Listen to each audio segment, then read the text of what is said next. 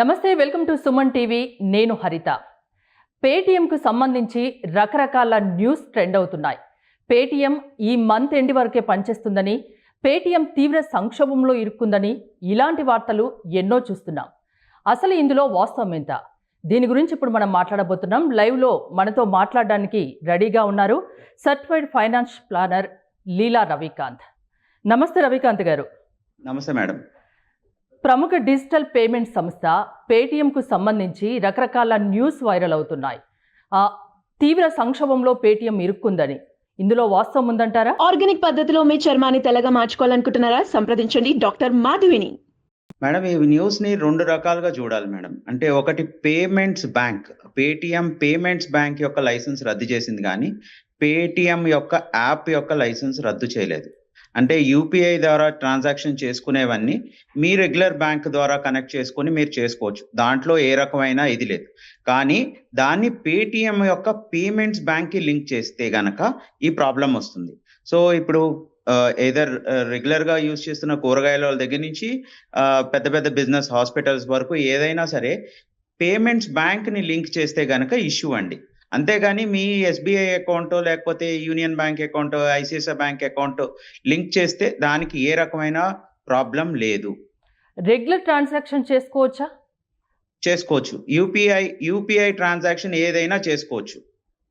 అంటే పేటీఎం చాలా సంక్షోభంలో ఇరుక్కుంది, దీని నుంచి వేరే యాప్స్ డౌన్లోడ్ చేసుకోవాలి అని చాలామంది ఇలా రకరకాల న్యూస్ అయితే స్ప్రెడ్ అవుతున్నాయి. నిజంగా వేరే యాప్కి వెళ్ళాల్సిన అవసరం ఉందా? మేడం, జనాల్లో ఒకటి అనుమానం ఇది. మేడం, రీసెంట్గా 2 days బ్యాక్ కూడా వాళ్ళు కాన్ఫరెన్స్ కాల్ చేశారు పేటిఎం వాళ్ళు. సో వాళ్ళు ఇచ్చిన క్లారిఫికేషన్ ఏదైతే ఉందో దానికి ప్రకారం ఏంటంటే యాప్కి ఏ రకమైన ఇది లేదు. బట్ వాళ్ళు కూడా ఏంటంటే వేరే బ్యాంక్కి మూవ్ చేయడానికి కూడా వాళ్ళు కూడా ఇంటర్నల్గా ట్రై చేస్తున్నామని కూడా స్టేట్మెంట్ అయితే రిలీజ్ చేశారు. అండ్ ఈరోజు మార్నింగ్ కూడా ఫైనాన్స్ మినిస్ట్రీ నుంచి ఆర్బీఐ అండ్ పేటిఎం వాళ్ళ డెసిషన్స్ని వాళ్ళు ఓన్గా రిజాల్వ్ చేసుకోవాలి అని కూడా ఫైనాన్స్ మినిస్ట్రీ క్లారిఫికేషన్ ఇచ్చింది. సో దీన్ని బట్టి ఏంటంటే పేటిఎం యాప్ అయితే గనక పనిచేస్తుంది, కేవలం పేటిఎం యొక్క పేమెంట్స్ బ్యాంక్ మాత్రమే పనిచేయదు. ఇంకోటి డౌట్, అంటే ఇన్ని రోజులు లేనిది సడన్గా ఆర్బీఐ పేటిఎంపై ఎందుకు దృష్టి సారించింది? మేడం, ఇది సడన్ గా చేసింది ఏమీ కాదు. గత 2017-18 నుంచి ఆర్బీఐ రెగ్యులర్ ఆడిట్స్ లో పేటిఎం కి వార్నింగ్ చేస్తూనే ఉంది. And at the same time last year కూడా ఒక 3-4 crores పెనాల్టీ కూడా యూజ్ చేసింది, కంప్లయన్స్ గనక పాటించకపోతే సీరియస్నెస్ అని చెప్పి. So this is not a new thing మాట. అంటే జస్ట్ మీడియాలో పాపులర్ అయితే వస్తుంది, రీసెంట్ గా ట్రెండ్ అయితే వస్తుంది, కానీ but this issue is been constantly under watchdog of RBI and other financial institutions. ఎందుకంటే ఎంత పెద్ద నేషనల్ డిజిటల్ ఎకానమీ మూవ్మెంట్ చేస్తున్నప్పుడు గవర్నమెంట్ కూడా చాలా స్ట్రిక్ట్ గానే కంప్లయన్సెస్ అన్ని చెక్ చేస్తుంది. సో అందులో ఒక భాగమే తప్పించి ఇదేమీ సడన్ తీసుకున్న డెసిషన్ కాదు. ఏమన్నా నిబంధనలు ఉల్లంఘించిందా? ఇవి కూడా కొన్ని న్యూస్ స్ప్రెడ్ అవుతున్నాయి కదా, పేటిఎం చాలా రకాల నిబంధనలు ఉల్లంఘించిందనేది. మేడం, ఇప్పుడు ఒక చిన్న ఆర్గనైజేషన్ ఓవర్ నైట్ పెద్ద ఆర్గనైజేషన్ కింద బిల్డ్ అవ్వాలి అంటే లాట్ ఆఫ్ కంప్లయన్స్ ఇష్యూస్ అనేది జరుగుతూ ఉంటుంది.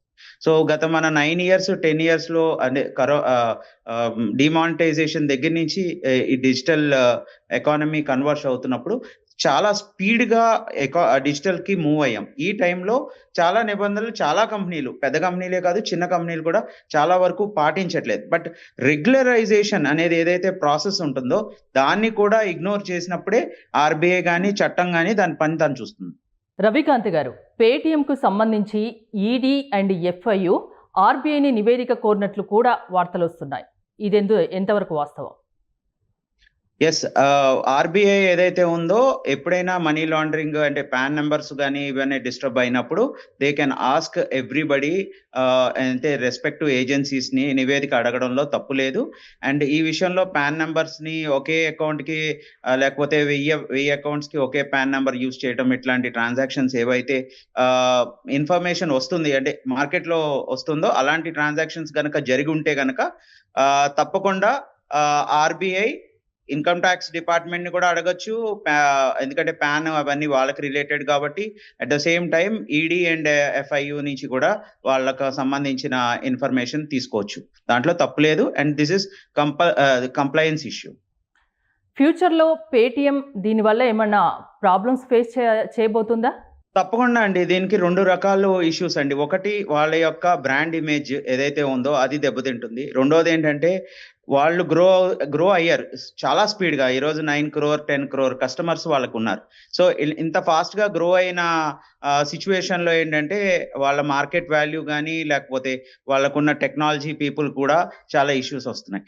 And at the same time last 2 yearsలో పేటీఎంలో చాలా కీలకమైన కీ టీమ్ మెంబర్స్ అందరూ కూడా కంపెనీ మానేసి బయటకు వచ్చారు. పేటీఎంపై ఆర్బీఐ కొన్ని నిబంధనలు, కొన్ని ఆంక్షలు విధించింది అన్న న్యూస్ కూడా వస్తుంది. అవి ఎలాంటి ఆంక్షలు? పేటీఎం బ్యాంక్నే అండి రద్దు చేసింది. ఇంకా మిగతా ట్రాన్సాక్షన్స్ గురించి ఏమీ ఇది చేయలేదు. అట్ ద సేమ్ టైం పేటీఎంలో ఇంకా అదర్ ఫైనాన్షియల్ సర్వీసెస్ ట్రాన్సాక్షన్స్ చేస్తూ ఉంటారు, లైక్ మ్యూచువల్ ఫండ్స్ లేకపోతే స్టాక్ మార్కెట్స్లో ఇన్వెస్ట్ చేస్తారు. ఇట్లాంటివన్నీ సెబీ రెగ్యులేషన్ కింద ఉంటాయి. ఇవన్నీ కూడా ఏ రకమైన ప్రాబ్లం లేదు. అంటే పేటీఎంలో మీరు అన్నట్టు ఫైనాన్షియల్ యాప్స్ చాలా ఉన్నాయి, చాలా మంది ఇన్వెస్ట్ చేస్తున్నారు, కోట్లాది మంది. వాళ్ళకేం ప్రాబ్లం లేదంటారా? ఏమి ప్రాబ్లం లేవండి. అవి ఎందుకంటే అవి సెబీ కింద వాళ్ళ స్టాక్ అంతా ఎన్ఎస్డిఎల్ సిడిఎస్ఎల్ లో ఉంటుంది, అందుకని అవేమీ ప్రాబ్లం రాదు. ప్రస్తుతానికి వాటి మీద ఏ రకమైన రిస్ట్రిక్షన్స్ లేవు. And at the same time ఇది ఓన్లీ మీడియం తప్పించి this is not a complete transaction portal. ఎందుకంటే సిడిఎస్ఎల్ ఎన్ఎస్డిఎల్ వీటి కంట్రోల్లో ఉంటాయి కాబట్టి స్టాక్ మార్కెట్స్. అంటే ఫైనల్గా పేటీఎం కస్టమర్స్కి ఏం చెప్తారు? అంటే చాలా రకాల డౌట్స్ ఉన్నాయి, మన సోషల్ మీడియాలో ఇంకెక్కువగా చూస్తున్నాం. పేటీఎంకి సంబంధించి రకరకాల న్యూస్ ట్రెండ్ అవుతున్నాయి. ట్రాన్సాక్షన్స్ అనేది నార్మల్గానే చేసుకోవచ్చు కదా? పేటీఎం బ్యాంక్ అనేది ఏదైతే లింక్ చేసుకున్నారో దాంట్లో ఏమైనా అమౌంట్స్ ఉంటే కనుక వాటిని విత్డ్రా చేసుకోమని చెప్తున్నామండి. ఎందుకంటే పేటీఎం బ్యాంక్లో మీరు పేటీఎం వ్యాలెట్స్లో కానీ అమౌంట్స్ ఏమైనా ఉంటే కనుక అవి విత్డ్రా చేసుకోవడం మంచిది.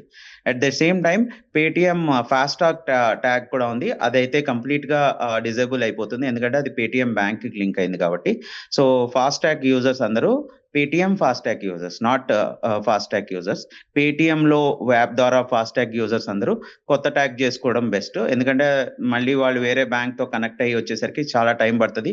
ఈ లోపల వెహికల్ ట్రాన్సాక్షన్స్ కష్టం అవుతుంది కాబట్టి అదొక అడ్వైజ్ మాత్రం.